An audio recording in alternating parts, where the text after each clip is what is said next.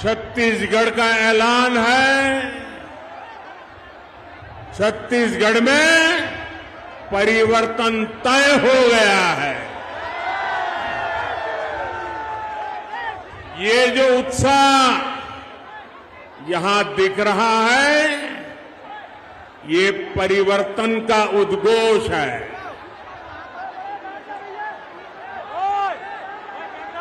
कांग्रेस सरकार के अत्याचारों से त्रस्त छत्तीसगढ़ की जनता कह रही है, आओ नहीं सहिबो, बदल के रहिबो, आओ नहीं सहिबो, आओ नहीं सहिबो, आओ नहीं सहिबो। भाइयों बहनों, मैं बिलासपुर बहुत बार आया हूं। संगठन का काम करता था तब भी आता था। गुजरात में मुख्यमंत्री था तब भी रमन सिंह हर मौके पर मुझे यहां आपसे मिलने के लिए बुलाते थे, और प्रधानमंत्री बनने के बाद भी हर बार आपके बीच में आया हूं।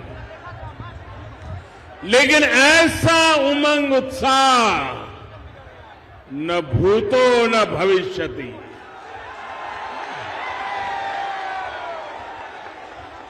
मैंने ऐसा उत्साह, ऐसी एनर्जी और पूरी तरह युवा शक्ति और मातृशक्ति, कल्पना बाहर का यह दृश्य है। और अच्छा हुआ पार्टी ने मुझे अंदर से जीप में आने का अवसर दिया, ताकि मैं पुराने लोगों के दर्शन तो कर पाया, लेकिन साथ साथ इस एनर्जी को अनुभव कर पाया, इस उत्साह को अनुभव कर पाया। साथियों, मैं कल्पना कर सकता हूं कि परिवर्तन यात्रा ने कैसी कमाल की है छत्तीसगढ़ में। आज छत्तीसगढ़ आकंठ भ्रष्टाचार और कुशासन से त्रस्त है। रोजगार के नाम पर सिर्फ घोटाले ही घोटाले हैं। हर योजना में भ्रष्टाचार हावी है। इसलिए छत्तीसगढ़ कांग्रेस सरकार को हटाने और भाजपा को लाने के लिए आप लोग पूरी तरह तैयार हैं।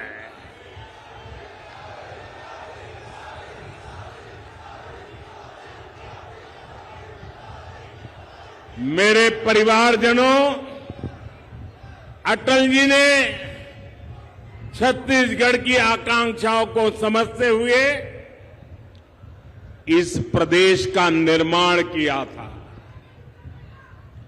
ये भाजपा है जिसने छत्तीसगढ़ के लोगों के सामर्थ्य को समझा। छत्तीसगढ़ का हाईकोर्ट हमारे बिलासपुर में है। ये काम भाजपा ने किया है। यहां साउथ ईस्ट सेंट्रल रेलवे का मुख्यालय है। ये राजस्व की दृष्टि से भारत के सबसे बड़े रेलवे जोन में से एक है। इसकी स्थापना भी अटल जी की सरकार के दौरान हुई थी। यानी छत्तीसगढ़ के विकास के लिए भाजपा केंद्र में हो या राज्य में पूरी तरह समर्पित रही है। आज मैं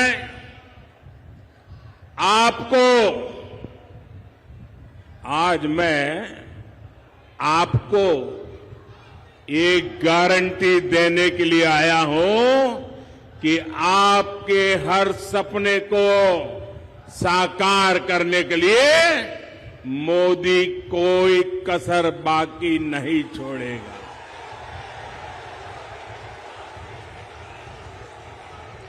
छत्तीसगढ़ के मेरे भाई बहन, छत्तीसगढ़ के मेरे भाई बहन, आप लिख लीजिए, ये मोदी की गारंटी है। आपका सपना, आपका सपना अब मोदी का संकल्प है।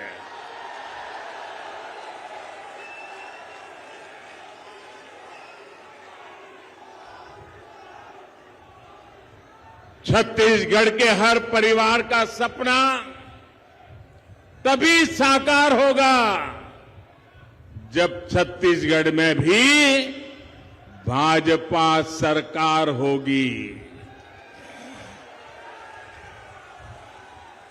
दिल्ली से मैं जितनी कोशिश करूं, यहां की कांग्रेस सरकार उसको फेल करने में जुटी रहती है।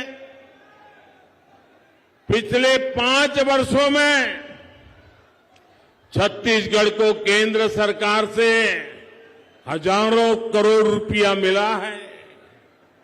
यहां सड़क हो, रेल हो, बिजली हो, दूसरे ऐसे अनेक विकास के काम हो, हमने छत्तीसगढ़ के लिए, आपके लिए पैसे की कोई कमी नहीं रखी। और ये बात मैं कर रहा हूं ऐसा नहीं, यहां के उप मुख्यमंत्री जी ने सार्वजनिक सभा में कही थी। और उप मुख्यमंत्री जी ने सच बोला तो ये पार्टी के नीचे से ऊपर तूफान खड़ा हो गया। उनको फांसी पर लटकाने के खेल खेलने लग गए।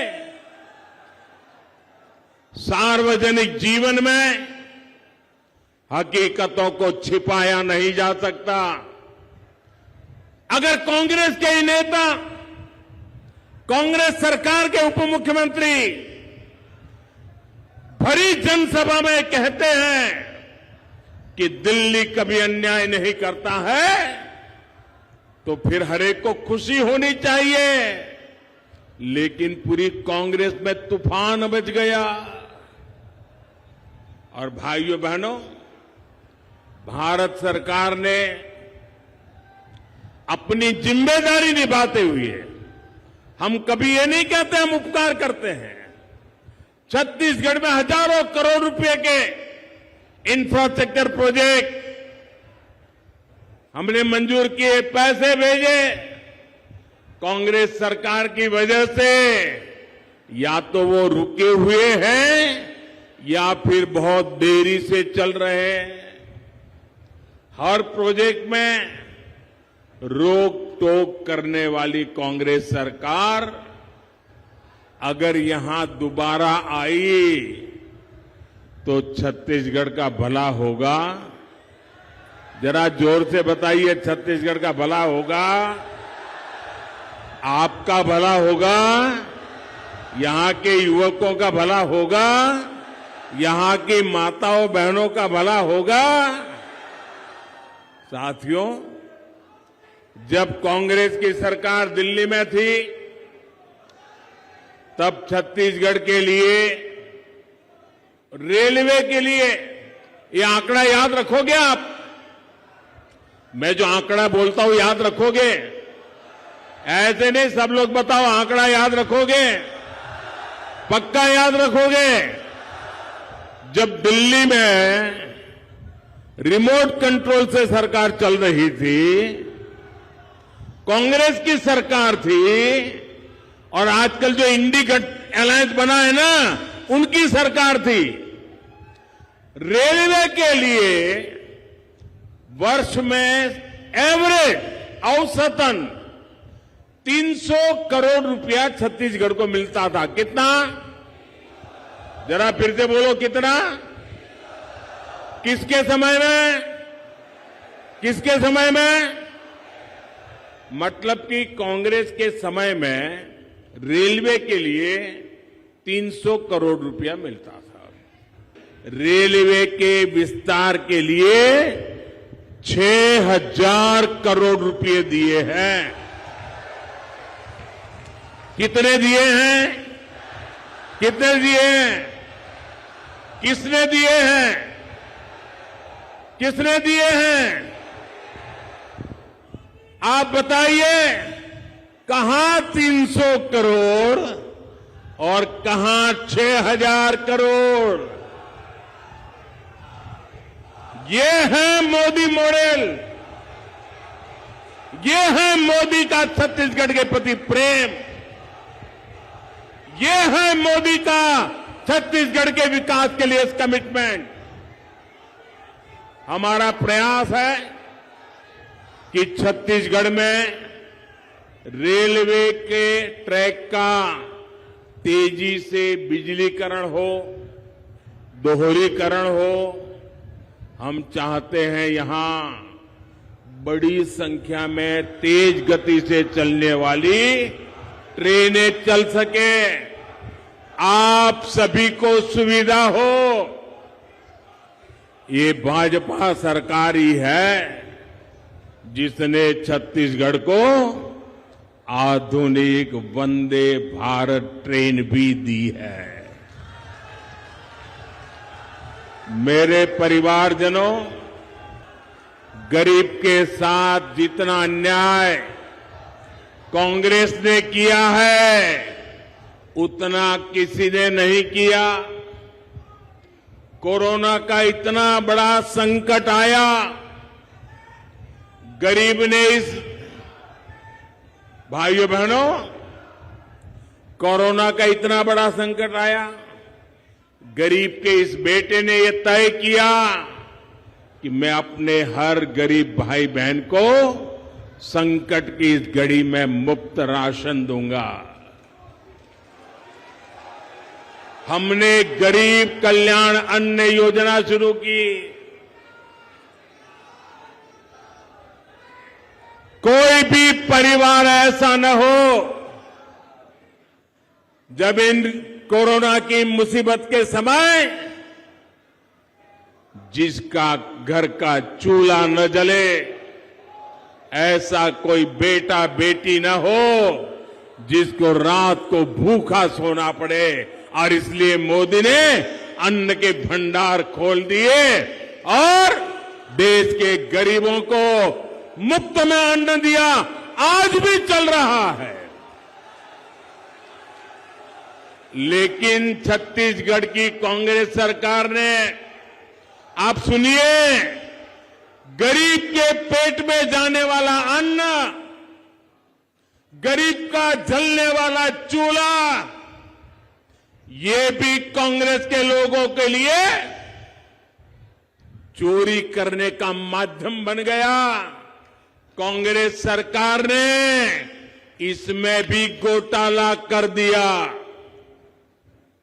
आज यहां का हर लाभार्थी कांग्रेस सरकार से पूछ रहा है कि बताओ हमारे हक का राशन कहां गया? पूछोगे कि नहीं पूछोगे?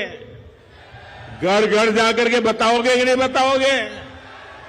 क्या कांग्रेस ने जवाब देना चाहिए कि नहीं देना चाहिए? आप मुझे बताइए साथियों, जो राशन में घोटाला करे वो वापिस आने चाहिए क्या? उनको दोबारा मौका देना चाहिए क्या? और अगर मौका मिल गया तो ज्यादा घोटाला करेंगे कि नहीं करेंगे? छत्तीसगढ़ पूरी तरह तबाह हो जाए कि नहीं हो जाएगा? साथियों, ये तो मैं दिल्ली में बैठा हूं ना, तो थोड़ा भी डरते हैं। ये दोबारा मौका मिला तो घोटाले करने की इनकी हिम्मत इतनी बढ़ जाएगी छत्तीसगढ़ में कोई उनको रोक नहीं पाएगा।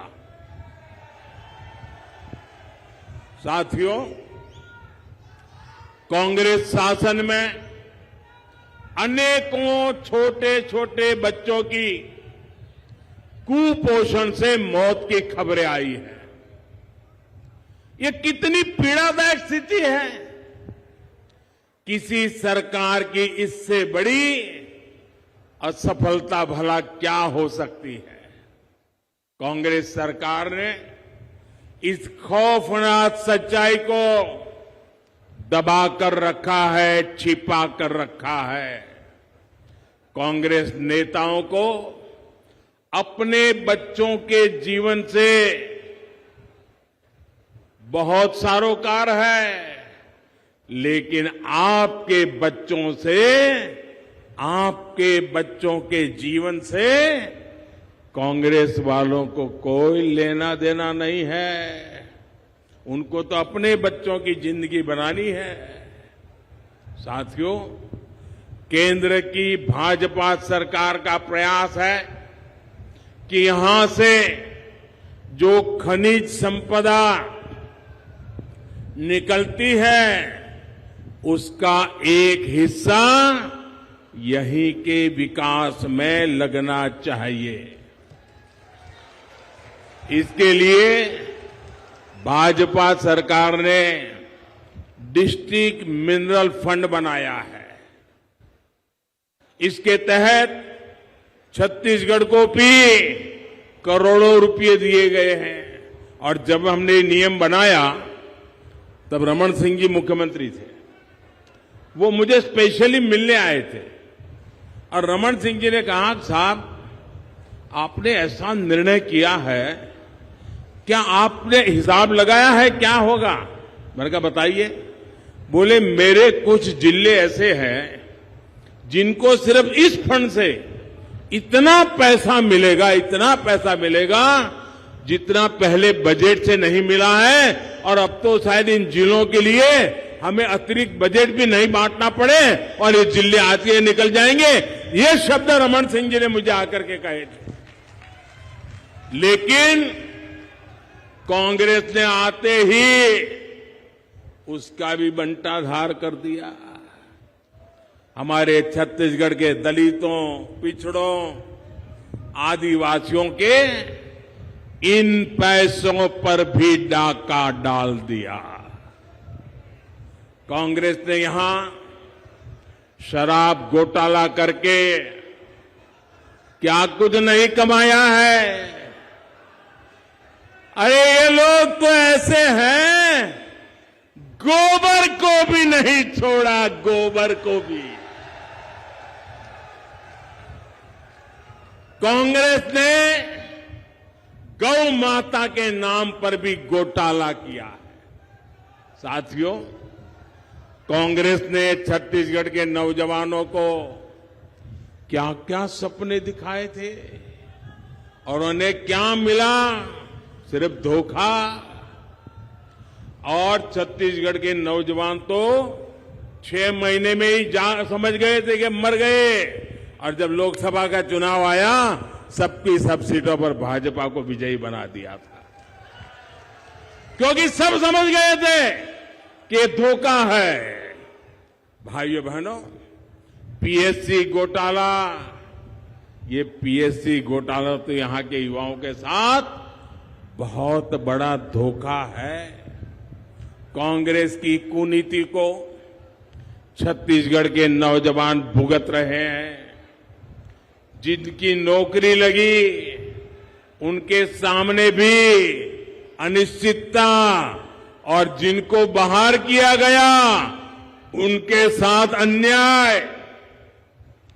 मैं छत्तीसगढ़ के युवाओं को आश्वस्त करता हूं, जो भी इसके दोषी है, मेरे नौजवान लिख के रखो, जो भी इनके दोषी है, भाजपा सरकार बनते ही उन पर कठोर कार्रवाई होगी।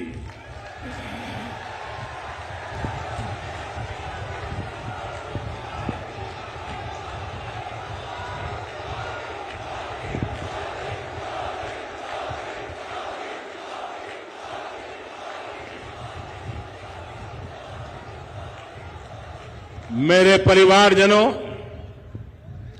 कांग्रेस ने छत्तीसगढ़ के धान किसानों को भी हमेशा धोखा दिया है, उनसे झूठ बोला है।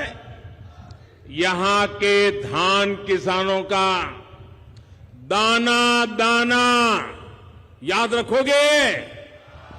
मैं बहुत जिम्मेवारी से बोल रहा हूं, याद रखोगे? यहां के धान किसानों का दाना दाना केंद्र की भाजपा सरकार खरीदती है, मोदी सरकार खरीदती है।